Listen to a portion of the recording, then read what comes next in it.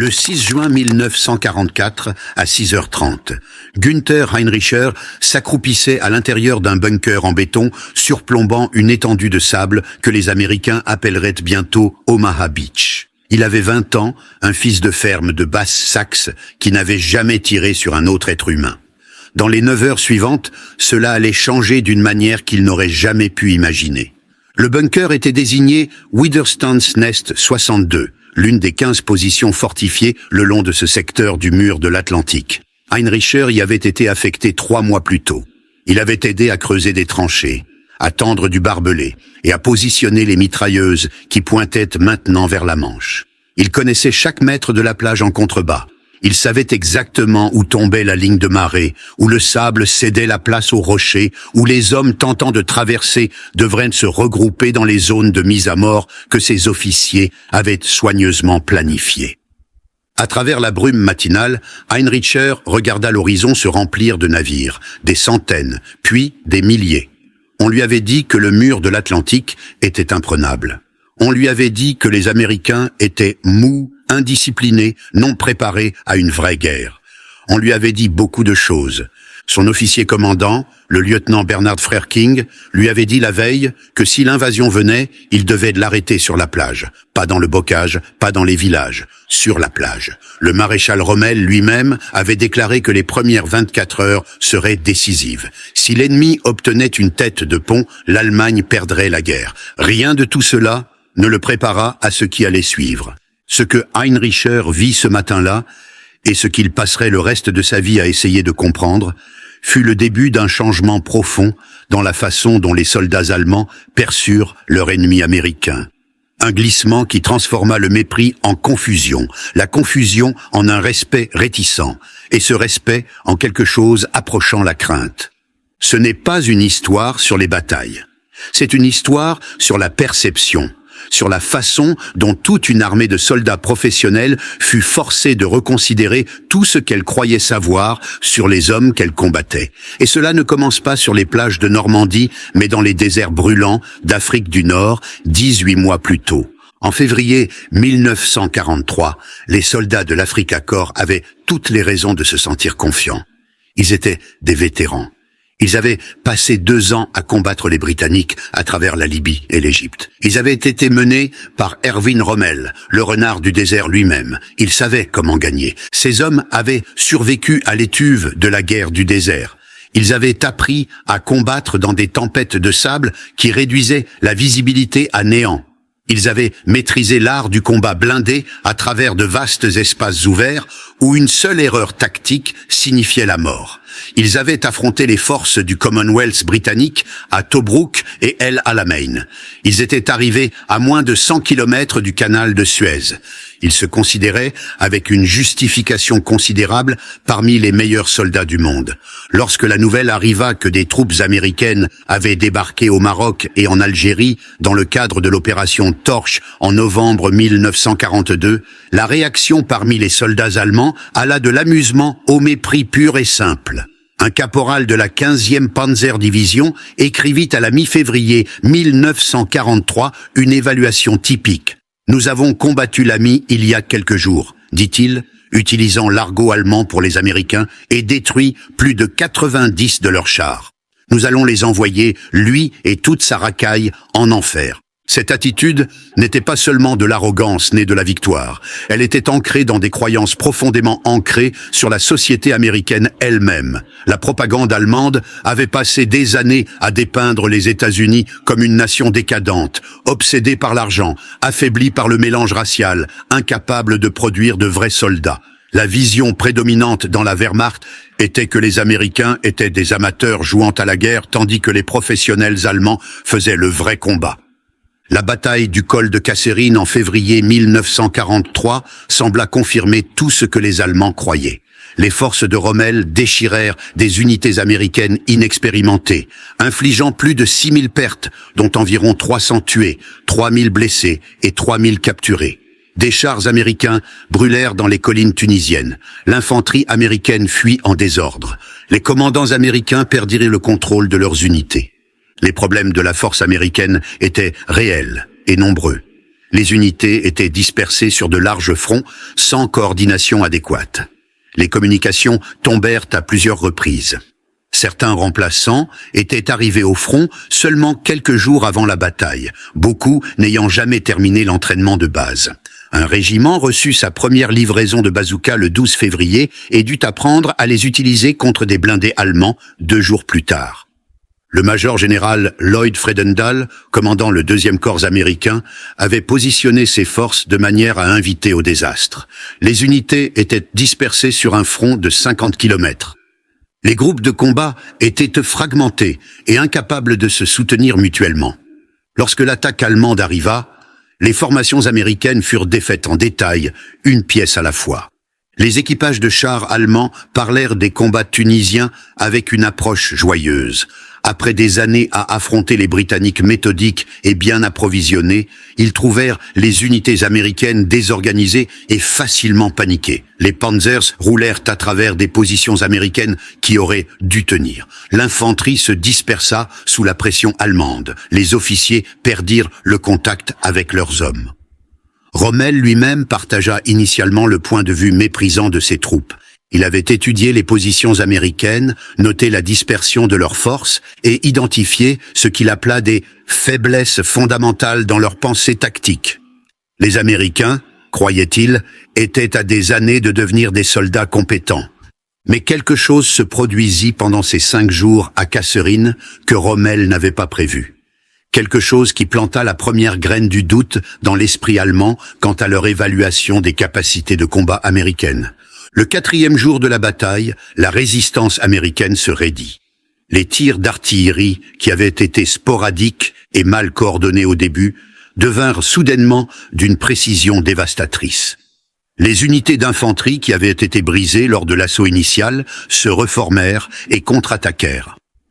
La retraite que Rommel s'attendait à voir devenir une déroute se transforma en un repli combatif organisé.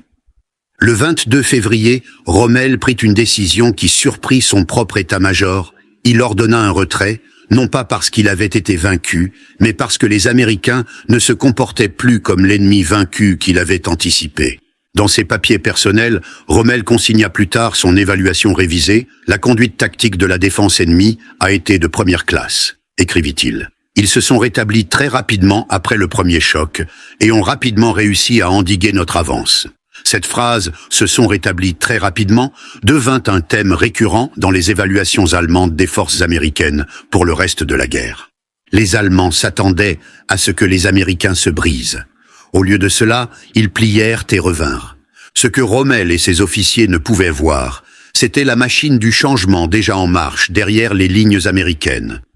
Dans les semaines qui suivirent Kasserine, des têtes tombèrent.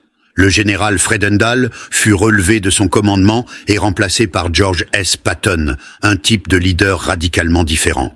Omar Bradley arriva en tant que commandant adjoint du corps. L'ensemble de la structure de commandement fut réorganisé. Plus important encore, l'armée américaine apprit. Les officiers qui avaient été témoins du désastre analysèrent ce qui n'avait pas fonctionné et mirent en œuvre des corrections. Les unités qui avaient été dispersées furent consolidées. Les programmes d'entraînement furent intensifiés. Les procédures de communication furent revues en profondeur. La coordination de l'artillerie, qui avait été au mieux sporadique, devint une priorité. La vitesse de cette adaptation choqua les commandants allemands, qui s'attendaient à ce que les Américains aient besoin de mois ou d'années pour digérer leurs leçons. Au lieu de cela, des améliorations furent visibles en quelques semaines. À la bataille d'El Guettar fin mars 1943, seulement 5 semaines après Kasserine, les forces américaines firent face à une autre attaque allemande. Cette fois, elles tinrent bon. L'artillerie américaine brisa les colonnes blindées allemandes.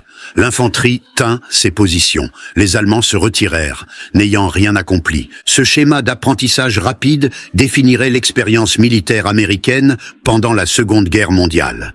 Contrairement aux armées bâties sur de longues traditions et des doctrines rigides, les Américains se montrèrent prêts à abandonner les méthodes qui ne fonctionnaient pas et à en adopter de nouvelles qui fonctionnaient. Ils apprirent des Britanniques, ils apprirent des Allemands, surtout ils apprirent de leurs propres erreurs. Et ils apprirent vite.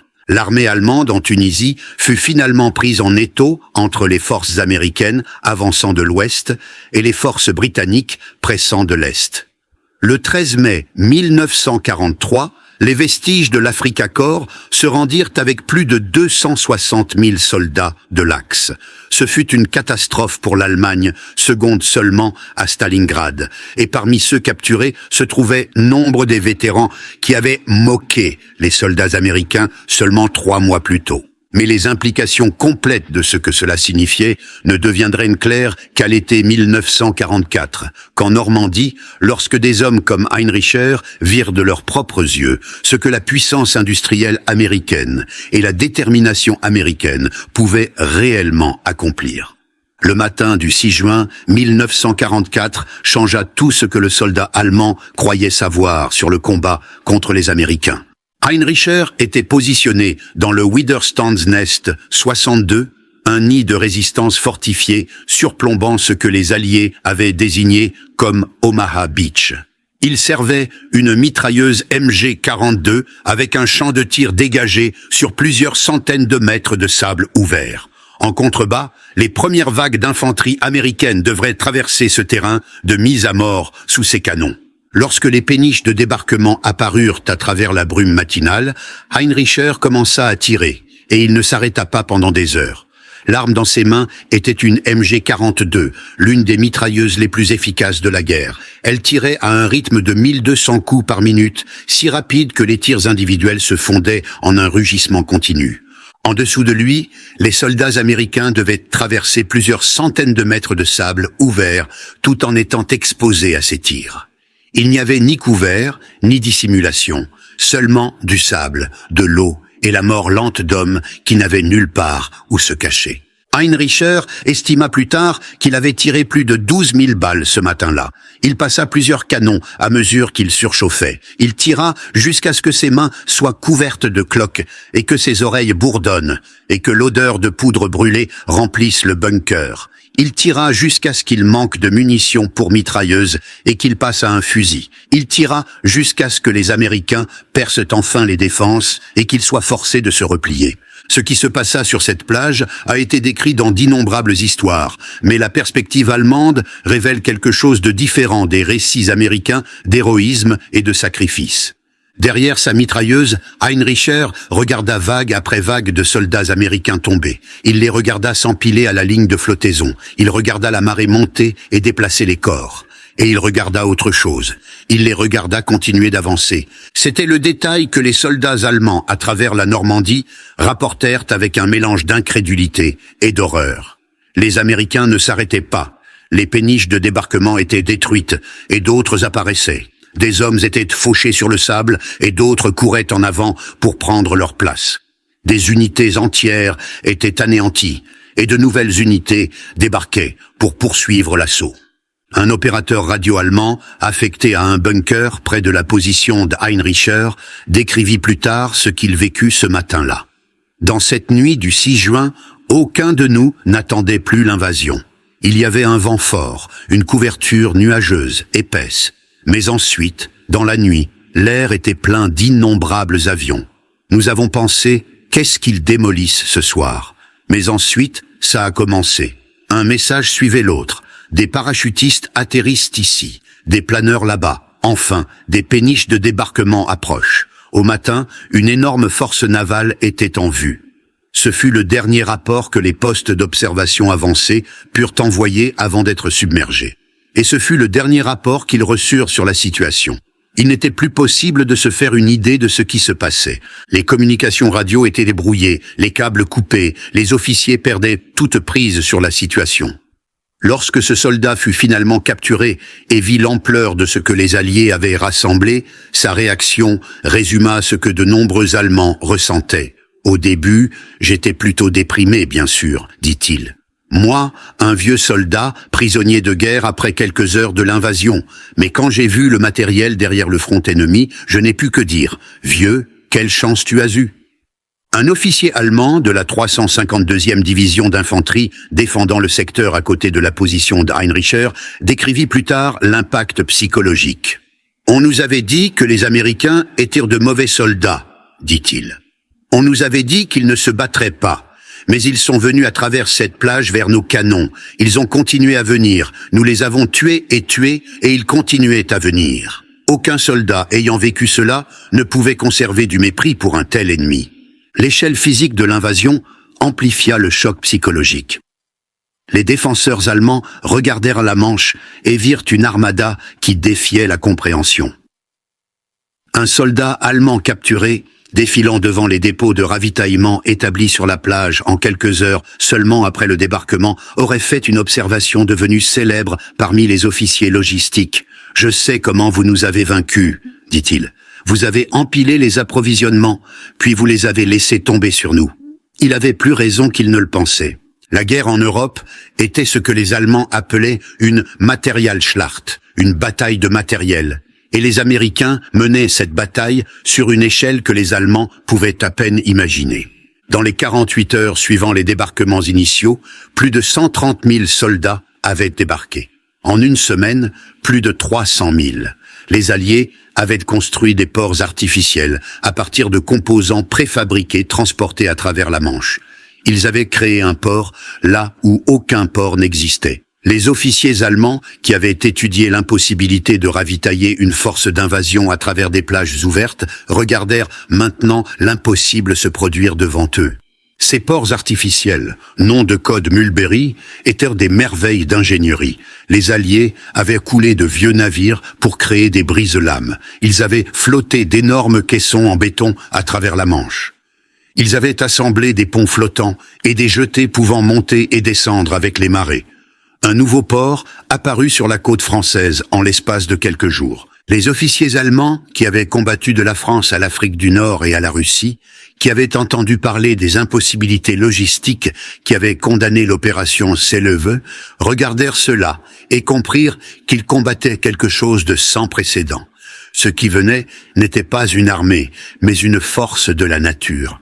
Il n'y avait pas de port à partir duquel combattre, alors les Alliés en firent un avec du sable et de l'acier. La comparaison avec la logistique allemande était saisissante. La Wehrmacht dépendait encore largement des chevaux pour le transport. Son parc automobile était un ramassis de véhicules allemands, italiens, français capturés et britanniques capturés, chacun nécessitant des pièces détachées différentes qui étaient chroniquement indisponibles. Les soldats allemands avaient souvent faim, tandis que les Américains semblaient avoir une nourriture, des munitions, du carburant et de l'équipement illimité. Prendre un dépôt de ravitaillement américain était comme trouver une mine d'or. Les soldats allemands qui capturèrent des positions américaines furent stupéfaits par l'abondance. Tout ce dont un combattant avait besoin était organisé et attendait. Des rations incluant du chocolat et des cigarettes, des fournitures médicales, des pièces détachées, du carburant. Le contraste avec la privation allemande était démoralisant. L'expérience allemande en Normandie force à une réévaluation fondamentale des capacités militaires américaines.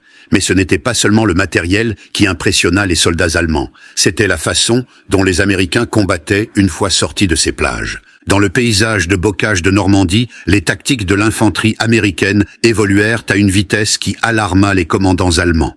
Les unités qui avaient mal performé dans les premiers jours adaptèrent leurs méthodes en quelques semaines. Elles développèrent de nouvelles techniques pour nettoyer les haies denses. Elles intégrèrent chars, infanterie et ingénieurs en équipe interarmes. Elles apprirent à appeler un soutien d'artillerie et aérien dévastateur avec une coordination remarquable. Le bocage était un terrain idéalement adapté à la défense. D'anciennes haies, vieilles de siècles, divisaient la campagne normande en milliers de petits champs. Chaque haie était au sommet d'un talus de terre assez épais pour arrêter un char. La végétation était assez dense pour cacher des positions de mitrailleuses. Chaque champ était un terrain de mise à mort potentiel. Les forces allemandes utilisaient ce terrain avec expertise. Elles s'étaient retranchées, avaient établi des champs de tir imbriqués et s'étaient préparées à faire saigner les Américains pour chaque mètre de terrain. Dans les premiers jours suivant les débarquements, cette stratégie fonctionna. Les unités américaines subirent de lourdes pertes en essayant de percer à travers les haies en utilisant des tactiques conçues pour un terrain plus ouvert. Mais ensuite, les Américains s'adaptèrent. Quelqu'un, l'origine exacte est controversée, eut l'idée de souder des dents en acier à l'avant des chars Sherman. Ces dents, façonnées à partir d'obstacles de plage allemands, permettaient aux chars de couper à travers les talus plutôt que de les escalader, ce qui exposait leurs dessous vulnérables aux armes anti-chars allemandes. En quelques semaines, des milliers de chars américains furent modifiés. Les tactiques d'infanterie évoluèrent parallèlement à l'équipement. Les chefs de petites unités développèrent des techniques pour les assauts coordonnés sur les positions de haies. Les observateurs d'artillerie avancée perfectionnèrent les méthodes pour appeler des tirs précis sur les positions allemandes dissimulées. Les ingénieurs firent exploser des brèches pour les blinder. Le soutien aérien apprit à travailler plus près des troupes amies sans causer de pertes fratricides. Les Allemands observèrent cette évolution avec inquiétude. Ils étaient habitués à combattre des ennemis qui mettaient des mois à ajuster leurs méthodes. Les Britanniques, en particulier, avaient été lents à changer. Les Américains changeaient en quelques jours. Les idées remontaient des simples soldats et sergents vers les colonels et généraux. Les solutions qui fonctionnaient étaient immédiatement partagées à travers les unités. L'ensemble de l'armée semblait apprendre comme un organisme unique. Le maréchal Rommel, commandant maintenant la défense de la Normandie, nota cette adaptation avec préoccupation.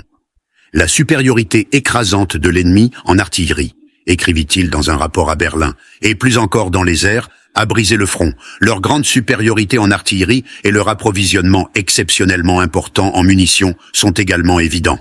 Le système d'artillerie américain était sans équivalent parmi ceux que les Allemands avaient affrontés. Ce n'était pas seulement le nombre de canons, bien que ces nombres fussent formidables. C'était la sophistication de la façon dont ces canons étaient employés. Les centres de direction de tir américains pouvaient coordonner plusieurs batteries pour tirer simultanément sur une seule cible lors de missions dites « time on target ». Tous les obus arrivaient au même moment, ne laissant aucun avertissement aux soldats ennemis pour se mettre à couvert. Les vétérans allemands parlèrent de l'artillerie américaine avec quelque chose approchant la révérence. La précision était stupéfiante, le volume était écrasant, et elle semblait arriver partout, tout le temps, sans fin. Un officier allemand décrivit le fait de rester allongé dans une tranchée pendant que des obus américains tombaient pendant des heures, incapables de bouger, incapables de riposter, attendant seulement que le barrage se termine ou qu'un obus le trouve. Les petits avions d'observation Piper Cub que les bataillons d'artillerie américains utilisaient devinrent des symboles de la mort imminente. Les soldats allemands apprirent que s'ils voyaient l'un de ces petits avions tourner au-dessus, leur position avait été repérée et les tirs d'artillerie étaient imminents. Les Allemands les appelèrent leurs ennemis les plus détestés, plus redoutés que les chars ou l'infanterie. La puissance aérienne amplifia l'avantage de l'artillerie. Les chasseurs bombardiers américains parcouraient l'arrière des lignes allemandes, attaquant tout ce qui bougeait. Les convois de camions étaient détruits sur les routes. Les trains étaient mitraillés dans leurs gares. Les soldats individuels apprirent à se figer au son des moteurs d'avion, sachant que tout mouvement pouvait attirer une attaque. Les renforts allemands se dirigeant vers la Normandie devaient voyager de nuit et se cacher le jour. Des unités qui auraient dû atteindre le front en quelques heures prirent des jours. Le carburant et les munitions qui auraient dû réapprovisionner les troupes de première ligne étaient détruits avant d'arriver. Les Allemands se retrouvèrent à combattre avec une main attachée dans le dos, tandis que les Américains semblaient avoir des ressources illimitées. Mais ce qui changea véritablement les perceptions allemandes n'était pas la puissance de feu américaine, c'était l'agressivité américaine. Les vétérans allemands qui avaient combattu contre les Britanniques, les Français et les Soviétiques rapportèrent quelque chose de distinctif dans le comportement au combat américain. Un ancien soldat de la Wehrmacht, interviewé après la guerre, le décrivit ainsi. Les Britanniques étaient compétents et professionnels, mais lents.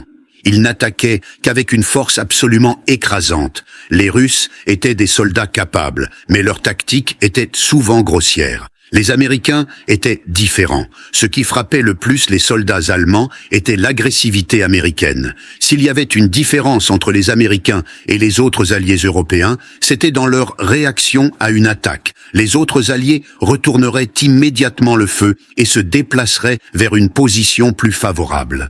Les Américains retourneraient immédiatement le feu, feraient pleuvoir un règne punitif d'artillerie ou de puissance aérienne sur quoi qu'ils combattent, et passeraient à la contre-attaque dès que le bombardement cessait. Les vétérans allemands décrivirent cette combinaison de puissance de feu et d'élan vers l'avant comme sans équivalent parmi ce qu'ils avaient vécu sur d'autres fronts. Cette agressivité prit les forces allemandes au dépourvu. Elles étaient habituées à des réponses mesurées d'ennemis qui consolidaient leurs gains avant de presser en avant. Les Américains pressèrent en avant immédiatement. Ils acceptèrent des pertes qui auraient fait hésiter d'autres armées et ils continuèrent à attaquer. Les vétérans allemands comparèrent cela à rien de ce qu'ils avaient connu auparavant. Les Britanniques attaquaient méthodiquement, avec une préparation minutieuse et une force écrasante, mais ils s'arrêtaient aussi pour se réorganiser après avoir atteint un objectif. Les Soviétiques attaquaient avec de la masse et une indifférence aux pertes, mais souvent sans sophistication tactique. Les Américains combinaient l'agressivité des Soviétiques avec l'organisation des Britanniques et ajoutaient leur propre volonté distinctive d'improviser. Les vétérans allemands qui survécurent à la campagne de Normandie décrivirent constamment les tactiques américaines comme implacables. Le rythme ne ralentissait jamais. Avant que les défenseurs ne puissent se remettre d'une attaque, une autre les frappait d'une direction différente. Des pertes qui auraient paralysé d'autres forces semblaient seulement alimenter la détermination américaine. C'était épuisant rien que d'essayer de survivre face à une telle pression constante. Ce rythme d'opération, maintenu jour après jour et semaine après semaine, épuisa les défenseurs allemands. Des unités qui étaient à plein effectif furent réduites à l'état d'ombre. Des officiers qui avaient survécu à des années de combat furent tués ou blessés. La pression implacable combinée à une puissance de feu écrasante et des approvisionnements sans fin créa des conditions où une défense efficace devint impossible. En même temps, les soldats allemands notèrent une contradiction qui les confondait. Ces mêmes combattants agressifs traitaient les prisonniers et les civils avec une considération qui semblait incompatible avec leur férocité au combat. La propagande allemande avait averti les soldats de s'attendre à de la brutalité de la part des Américains. Au lieu de cela, les Allemands capturés se retrouvèrent souvent avec des cigarettes, du chocolat et des soins médicaux. Le contraste entre les attentes et la réalité laissa de nombreux prisonniers stupéfaits. On leur avait dit que les Américains seraient cruels et vindicatifs. Au lieu de cela, ils trouvèrent des capteurs qui suivaient la Convention de Genève, fournissaient des soins médicaux et traitaient les prisonniers avec une dignité que beaucoup n'avaient pas attendue d'aucun ennemi. Les officiers allemands qui devinrent prisonniers notèrent la relation informelle entre les officiers américains et les hommes du rang. Le manque de hiérarchie rigide les surprit. Les officiers américains mangeaient avec leurs hommes, plaisantaient avec eux et les traitaient comme des collègues plutôt que des subordonnés. Cette informalité, que la culture militaire allemande aurait considérée comme une faiblesse, semblait produire des soldats qui combattaient avec initiative et détermination. Cette combinaison de férocité au combat et de traitement humain créa une dissonance cognitive pour les soldats allemands. L'ennemi était simultanément plus agressif au combat et plus civilisé dans la victoire qu'il ne l'avait attendu. L'image de propagande de l'Américain mou et décadent avait percuté la réalité, et la réalité avait gagné. En décembre 1944, les forces allemandes à l'ouest avaient été repoussées jusqu'à leurs propres frontières. Hitler, désespéré d'inverser le cours, rassembla ses dernières réserves pour une offensive finale. L'opération Wacht am Rhein frapperait à travers les Ardennes, la même route que les forces allemandes avaient utilisée pour vaincre la France en 1940. Le but était de diviser les armées alliées et de capturer le port vital d'Anvers. La bataille des Ardennes deviendrait la plus grande bataille jamais livrée par l'armée des États-Unis. Et elle fournirait la preuve ultime de la façon dont les perceptions allemandes des soldats américains avaient complètement changé. L'offensive était le pari personnel d'Hitler. Contre l'avis de ses généraux, il avait rassemblé pratiquement toutes les réserves que la Wehrmacht pouvait gratter. 3 armées, plus de 200 000 hommes, près de 1000 chars. Le but était audacieux, frapper à travers les mêmes Ardennes qui avaient permis la victoire allemande en 1940, diviser les armées alliées, capturer Anvers, forcer les alliés occidentaux à négocier. Les commandants allemands étaient sceptiques. Le maréchal Gerd von Rundstedt et le maréchal Walter Model croyaient tous deux que le plan était trop ambitieux compte tenu des ressources disponibles. Model aurait dit à ses subordonnés que le plan n'avait pas plus de 10% de chances de succès. Mais Hitler ne voulut entendre aucune objection. L'attaque devait avoir lieu. Le 16 décembre 1944, plus de 200 000 soldats allemands avec près de 1000 chars lancèrent une attaque surprise contre des positions américaines dispersées de façon éparse sur 140 km dans les Ardennes. Le timing était délibéré.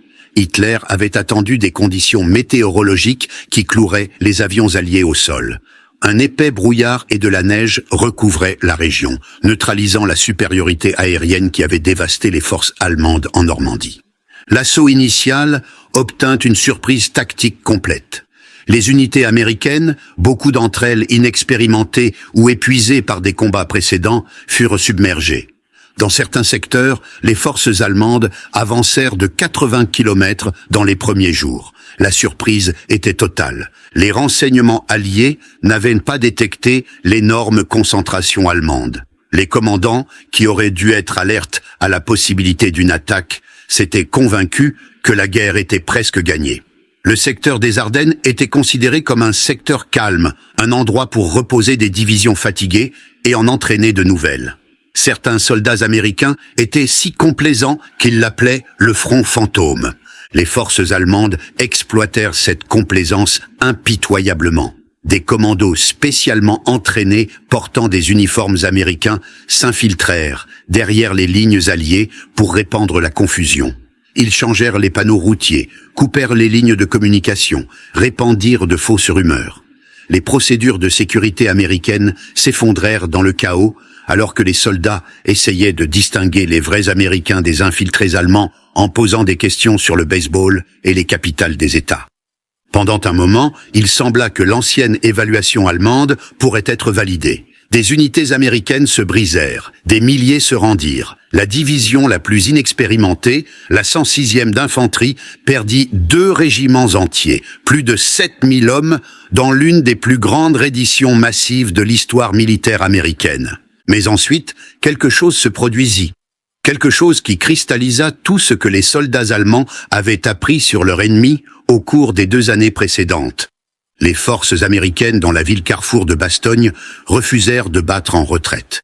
Encerclé par les forces allemandes exigeant leur reddition, le brigadier général Anthony McAuliffe renvoya une réponse d'un seul mot, « Nuts ». Ce mot unique communiqua quelque chose que les Allemands étaient revenus à comprendre par une expérience amère. Les Américains ne se briseraient pas. Ils n'abandonneraient pas. Ils pouvaient être tués, mais ils ne pouvaient être forcés à arrêter de se battre. La défense de Bastogne devint légendaire. La ville se trouvait à la jonction de 7 routes, la rendant essentielle pour la logistique allemande. Sans Bastogne, l'offensive allemande ne pouvait être soutenue. Alors les Allemands exigèrent la reddition et les Américains refusèrent. À l'intérieur du périmètre, les conditions étaient désespérées. La 101e division aéroportée, qui avait été précipitée à Bastogne, manquait de munitions, de nourriture et de fournitures médicales. Des hommes blessés gisaient dans des hôpitaux de fortune sans soins adéquats. Le temps était brutal, avec des températures bien en dessous de 0 et de la neige tombant constamment. Les forces allemandes encerclaient complètement la ville. Pourtant, les défenseurs tinrent bon. Lorsque des attaques allemandes testèrent le périmètre, les parachutistes américains les repoussèrent. Quand les munitions se firent rares, les soldats les récupérèrent sur les morts et sur les armes ennemies capturées. Quand le soutien d'artillerie semblait impossible, les observateurs avancés trouvèrent des moyens d'appeler des tirs de canon qui n'auraient pas dû pouvoir atteindre. La défense fut ingénieuse, déterminée et totalement têtue. Le 26 décembre, des éléments de la 3e armée du général George Patton percèrent jusqu'à Bastogne. La force de secours avait parcouru plus de 240 km dans des conditions hivernales, combattant à travers la résistance allemande tout le long. Ce mouvement, exécuté en seulement quelques jours, fut considéré comme l'un des accomplissements les plus remarquables de la logistique et du leadership américain pendant toute la guerre. Au carrefour crucial de Saint-Vite, des forces blindées américaines tinrent rebond pendant 6 jours contre des chances écrasantes, gagnant du temps pour que les forces alliées organisent une réponse.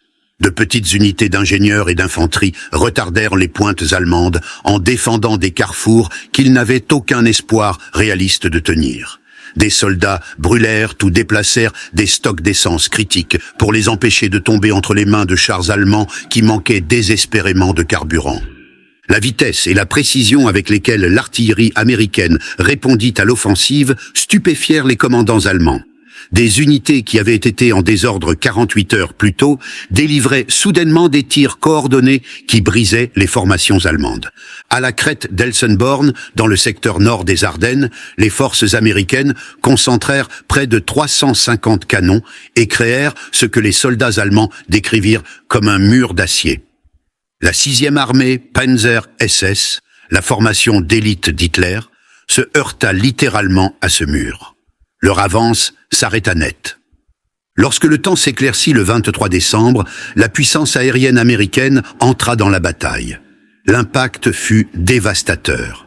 Les chars, camions et troupes allemands qui s'étaient déplacés librement sous la couverture nuageuse furent soudainement exposés à des attaques incessantes. Les approvisionnements en carburant, déjà extrêmement bas, furent détruits sur les routes. L'offensive, qui dépendait de la vitesse et de l'élan, s'enlisa. Les chasseurs bombardiers apparurent en vagues. Des P-47 transportant des bombes et des roquettes attaquèrent les colonnes blindées allemandes. Des avions de transport C-47 larguèrent des fournitures à Bastogne, assiégées. Des bombardiers moyens frappèrent les dépôts de ravitaillement et les lignes de chemin de fer allemands. Le ciel, qui avait protégé l'avance allemande pendant des jours, devint maintenant leur ennemi. Les soldats allemands, qui avaient subi le poids total de la puissance aérienne alliée en Normandie, reconnurent immédiatement ce que cela signifiait. La fenêtre d'opportunité se refermait. Sans carburant, les chars devinrent des cercueils d'acier. Sans munitions, l'artillerie se tut. Sans approvisionnement, les hommes moururent de faim et de froid. La pénurie de carburant devint critique. Les chars allemands, le cœur de l'offensive, ne pouvaient plus bouger. Certains équipages vidèrent le carburant d'un véhicule pour en permettre à un autre d'avancer. D'autres abandonnèrent complètement leurs machines, incapables de les ravitailler. La 116 Panzerdivision arriva à la fin de la bataille sans un seul char opérationnel, parce qu'il n'y avait pas de carburant pour les faire fonctionner. À la mi-janvier 1945, le saillant des Ardennes avait été éliminé. Les pertes allemandes dépassèrent 100 000 tués, blessés ou disparus. Plus important encore, la Wehrmacht avait dépensé ses dernières réserves. Il n'y aurait plus d'offensive, plus de contre-attaque, seulement la retraite. Le coût humain fut stupéfiant des deux côtés. Les pertes américaines dépassèrent 80 000, dont plus de 19 000 tués. Ce fut la bataille la plus coûteuse de l'histoire américaine. Mais tandis que les pertes américaines pouvaient être remplacées, les pertes allemandes ne le pouvaient pas. Les hommes, les chars, le carburant, les munitions dépensées dans les Ardennes représentaient des ressources que l'Allemagne ne pourrait jamais récupérer. Le Premier ministre britannique Winston Churchill qualifia la bataille des Ardennes de sans aucun doute la plus grande bataille américaine de la guerre. Les soldats allemands qui y survécurent en tirèrent une évaluation différente. Ils avaient vu une armée qui pouvait absorber une attaque surprise dévastatrice, stabiliser ses lignes et contre-attaquer avec une force écrasante, le tout en l'espace de quelques semaines. Lorsqu'on demanda à un commandant blindé allemand ce qu'il pensait maintenant du soldat américain, sa réponse fut brève. « À quoi bon cela? J'ai une femme et des enfants. » La question contenait sa propre réponse. Face à un ennemi aux ressources illimitées, à la détermination illimitée et à la capacité démontrée de se remettre de tout revers, la résistance continue était futile. Au printemps 1945, les soldats allemands se rendirent en nombre sans précédent. Plus de 317 000 furent capturés dans la seule poche de la Ruhr, 2 fois plus que ce que les renseignements américains avaient estimé. Beaucoup cherchèrent activement à se rendre aux unités américaines, préférant la captivité américaine à celle des soviétiques. La poche de la Ruhr fut le coup de grâce de la Wehrmacht à l'ouest. Les forces américaines et britanniques avaient encerclé le cœur industriel de l'Allemagne, piégeant près de 350 000 soldats de l'Axe. Jour après jour, les haut-parleurs américains diffusaient des appels à la reddition. Jour après jour, la poche se rétrécissait alors que les unités allemandes manquèrent de nourriture, de munitions et d'espoir. Les soldats allemands prirent leurs décisions en fonction de ce qu'ils avaient appris sur leur ennemi. Ceux sur le front de l'Est savaient ce que signifiait la capture par les Soviétiques. Les atrocités commises par les forces allemandes en Russie étaient remboursées avec intérêt. Mais la capture par les Américains était différente. Le mot s'était répandu à travers la Wehrmacht que les Américains traitaient les prisonniers conformément à la Convention de Genève, qu'ils fournissaient de la nourriture et des soins médicaux, qu'ils n'exécutaient pas les soldats qui se rendaient. Cette connaissance façonna le comportement allemand alors que le Reich s'effondrait. Des unités se battirent désespérément pour s'échapper vers l'ouest afin de pouvoir se rendre aux Américains plutôt qu'aux Soviétiques. Des soldats jetèrent leurs armes et marchèrent vers les lignes américaines, main levée. Des officiers négocièrent la reddition de divisions entières. Le contraste avec le front de l'Est n'aurait pu être plus frappant. Contre les Soviétiques, les soldats allemands combattirent avec le désespoir d'hommes qui savaient que la capture signifiait la mort ou le goulag. Contre les Américains, la reddition devint un choix rationnel.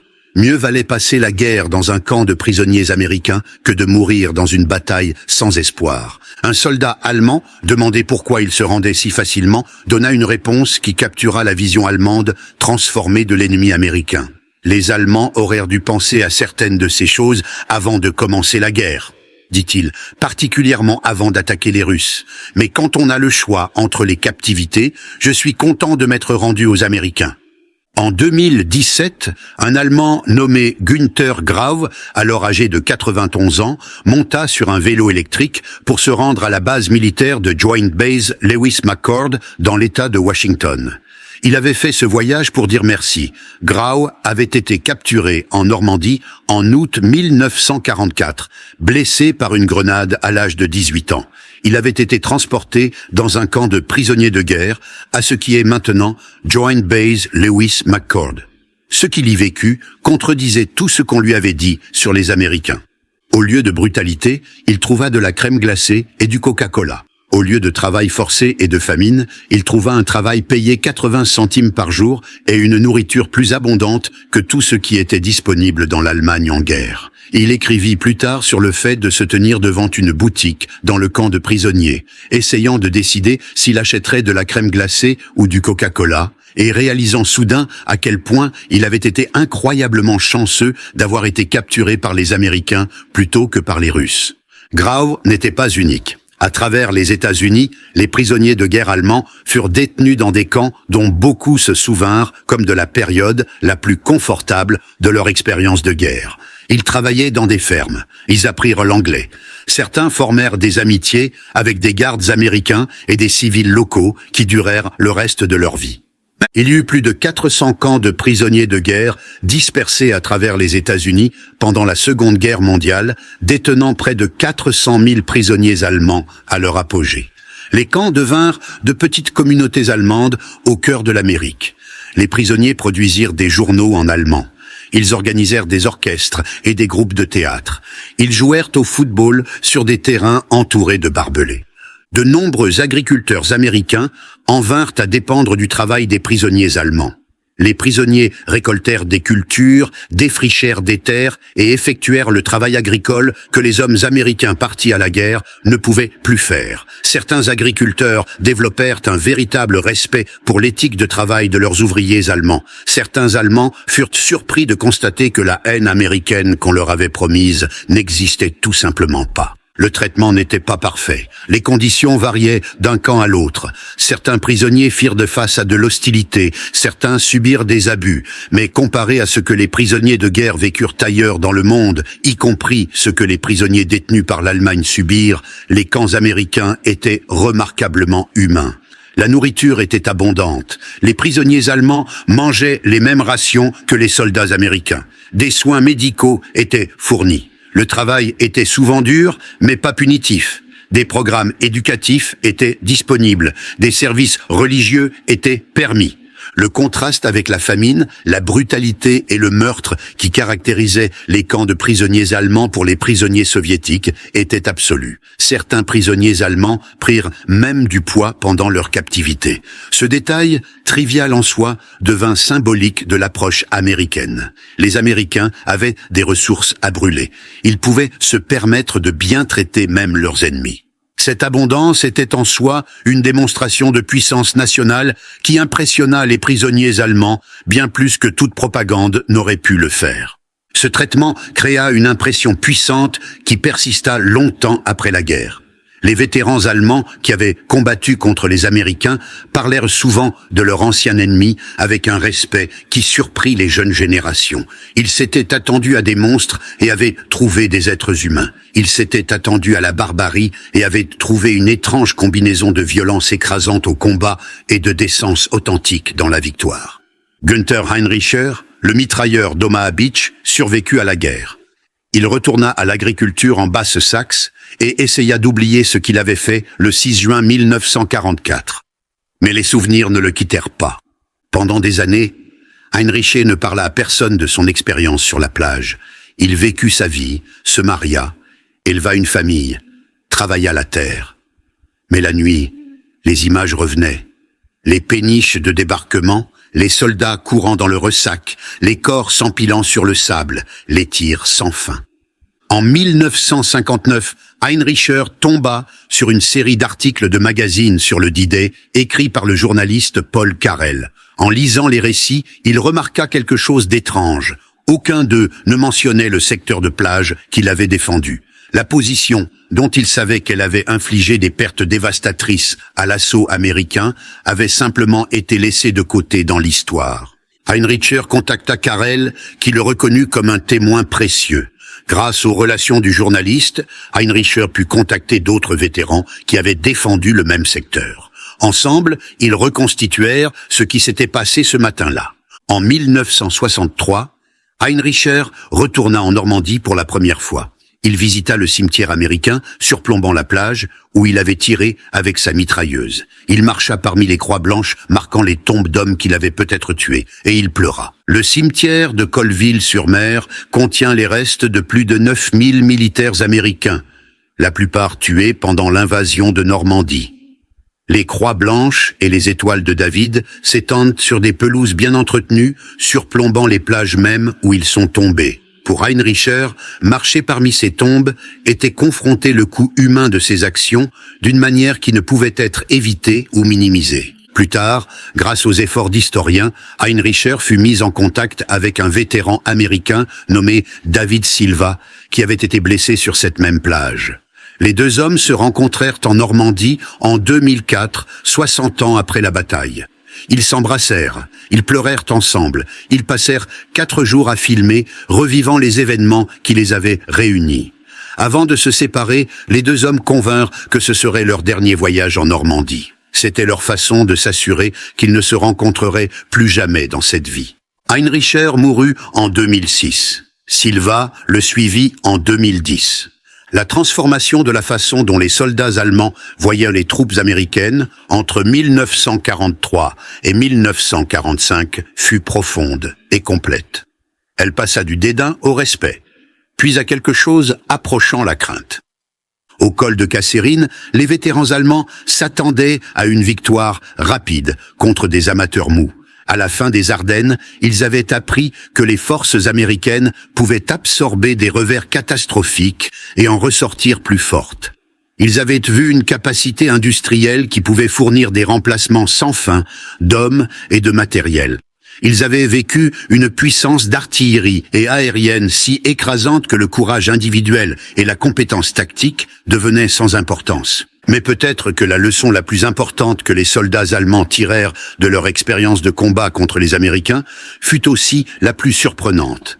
L'ennemi qu'on leur avait enseigné à mépriser comme faible et décadent s'avéra non seulement militairement redoutable, mais aussi, dans la victoire, remarquablement humain. Le maréchal Rommel, qui avait d'abord rencontré les forces américaines à Kasserine, en vint à incarner la perspective allemande changée. Son dédain initial s'était transformé en un respect professionnel. L'ennemi qu'il avait autrefois espéré écraser en quelques semaines s'était au contraire amélioré sans relâche, avait appris de chaque défaite et n'avait jamais cessé d'avancer. En 2001, l'historienne allemande Sönke Neitzel découvrit une archive remarquable dans les archives nationales britanniques. Cachées dans des fichiers récemment déclassifiés, se trouvaient des milliers de pages de transcriptions, des conversations secrètement enregistrées entre prisonniers de guerre allemands. Ces hommes avaient parlé librement, croyant leurs conversations privées, révélant leurs vraies pensées sur la guerre, sur leur ennemi, sur ce qu'ils avaient vécu. La découverte était extraordinaire. Pendant la guerre, les renseignements britanniques et américains avaient placé des microphones cachés dans les camps de prisonniers de guerre. L'intention était de recueillir des renseignements militaires, des informations sur les armes allemandes, les tactiques et les déploiements de troupes. Mais les enregistrements capturèrent bien plus que cela. Ils capturèrent des soldats allemands parlant entre eux comme seuls les soldats le font, sans le filtre de la propagande ou la nécessité de maintenir le moral. Neitzel finit par trouver des transcriptions supplémentaires aux archives nationales de Washington. Plus de 150 000 pages au total. Les enregistrements couvraient des soldats de toutes les branches de l'armée allemande, des simples soldats aux généraux, des captures précoces aux redditions tardives. Ensemble, ils fournirent une fenêtre sans précédent sur l'esprit du soldat allemand. Dans ces conversations apparemment privées, les soldats parlèrent librement et ouvertement de leurs espoirs et de leurs craintes, de leurs préoccupations et de leur vie quotidienne, avec une banalité qui peut paraître choquante aux lecteurs modernes. Ils parlèrent aussi des horreurs de la guerre, de la violence, de la mort et à plusieurs reprises de l'ennemi qu'ils affrontaient. Dans ces enregistrements, les soldats allemands discutèrent des Américains avec une franchise impossible dans les canaux officiels. Ils parlèrent de la puissance de feu écrasante à laquelle ils avaient fait face. Ils parlèrent de l'agressivité américaine implacable au combat. Et à plusieurs reprises, ils exprimèrent un respect réticent pour un ennemi qu'ils s'attendaient à mépriser. Les enregistrements révélèrent que les soldats allemands respectaient généralement les Britanniques et les Américains, mais pas les Soviétiques. Ils parlèrent de l'abondance matérielle américaine avec un mélange d'envie et de désespoir. Ils discutèrent des tactiques américaines avec une analyse professionnelle. Et ils reconnurent, avec des mots qu'ils n'auraient jamais mis dans une lettre à la maison, que l'ennemi qu'on leur avait appris à sous-estimer était tout sauf faible.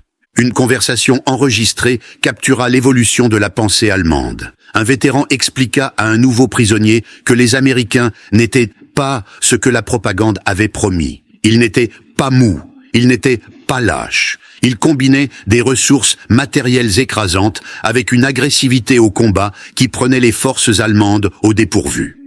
Les soldats professionnels de la Wehrmacht s'étaient attendus à des amateurs et avaient trouvé à la place un ennemi qui apprenait plus vite, s'adaptait plus facilement et ne cessait jamais de presser en avant. L'expérience allemande des soldats américains pendant la Seconde Guerre mondiale offre une leçon qui s'étend au-delà de l'histoire militaire.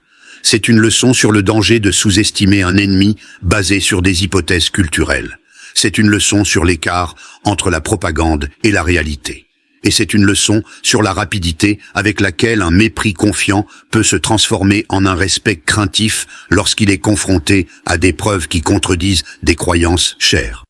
La culture militaire allemande des années 1930 et 1940 mettait un énorme accent sur la tradition guerrière. La Wehrmacht se considérait comme l'héritière de l'excellence militaire prussienne, les héritiers de Frédéric le Grand et des victoires de 1870 et 1914. Ils avaient été formés à croire que la prouesse militaire allemande était sans égale, que leur professionnalisme et leur discipline surmonteraient tout désavantage numérique. Les États-Unis, en revanche, semblaient l'opposé de tout ce que l'armée allemande valorisait. La société américaine était diverse et démocratique. Les traditions militaires américaines étaient courtes et, aux yeux des Allemands, peu impressionnantes. Les soldats américains étaient des civils en uniforme, pas des guerriers professionnels. L'hypothèse que de tels hommes ne pourraient jamais égaler les soldats allemands au combat semblait presque évidente. Cette hypothèse se révéla catastrophiquement erronée. Les Américains apprirent plus vite que les Allemands ne s'y attendaient. Ils s'adaptèrent plus facilement. Ils absorbèrent des pertes qui auraient brisé d'autres armées et continuèrent à se battre. Ils apportèrent des ressources industrielles sur une échelle qui faisait paraître les efforts allemands comme des industries artisanales. En 1945, la Wehrmacht avait appris à craindre l'ennemi qu'elle avait autrefois moqué. Non pas parce que les soldats américains étaient individuellement supérieurs, bien que beaucoup se soient révélés d'excellents combattants, mais parce que le système américain, la combinaison de ressources, de flexibilité, d'agressivité et de détermination, créait une force de combat qui ne pouvait être arrêtée. Les soldats allemands qui affrontèrent les Américains entre 1943 et 1945 apprirent cette leçon à la dure. Ils payèrent leur dédain initial dans le sang. À la fin, la Wehrmacht avait perdu près de 600 000 hommes comme prisonniers à l'Ouest seulement, la plupart aux mains des forces américaines. Lorsque les armes se turent enfin en mai 1945, plus d'1 million de soldats américains se tenaient sur le sol allemand. Ils avaient traversé un océan, percé le mur de l'Atlantique, combattu à travers les haies, les forêts et les montagnes d'Europe de l'Ouest, et vaincu un ennemi qui avait conquis la majeure partie d'un continent. Le voyage de Kasserine à Berlin avait pris un peu plus de 2 ans. Dans ce laps de temps, l'armée américaine s'était transformée d'une force inexpérimentée qui pouvait être mise en déroute par des unités allemandes vétéranes en un rouleau compresseur qui écrasait tout sur son passage. Les Allemands avaient observé cette transformation se produire, en avaient été les victimes et avaient appris des leçons douloureuses sur le danger de sous-estimer un ennemi. Le déséquilibre matériel seul était stupéfiant. Les usines américaines produisirent près de 50 000 chars Sherman pendant la guerre, plus que toute la production de chars allemande, tout type confondu. Les chantiers navals américains lancèrent plus de tonnage en un seul mois que les Allemands ne pouvaient en couler en un an. Les programmes de formation américains produisirent des pilotes plus vite que la Luftwaffe ne pouvait les abattre. Les chiffres étaient simplement insurmontables, mais les chiffres seuls ne vainquirent pas l'Allemagne. Les Soviétiques avaient des chiffres bien plus grands d'hommes et luttèrent encore pendant des années contre la Wehrmacht. Ce qui rendait les Américains différents était la combinaison de l'abondance avec l'adaptabilité, des ressources avec la volonté d'apprendre, de la force écrasante avec la flexibilité tactique.